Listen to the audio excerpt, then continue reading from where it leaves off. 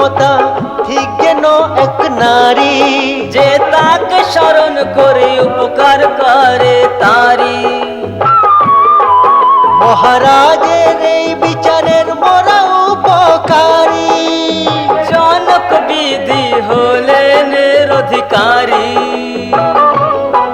মিথিলাবাসী মিথিলাবাসী ধর্মাত্মা বতারে রাজার উপর গর্ব করে মোরা বন্দীজন, মোরা বন্দীজন মোদের রাজনেরি বীরতারি বড়াই করি মোরা বন্দীজন।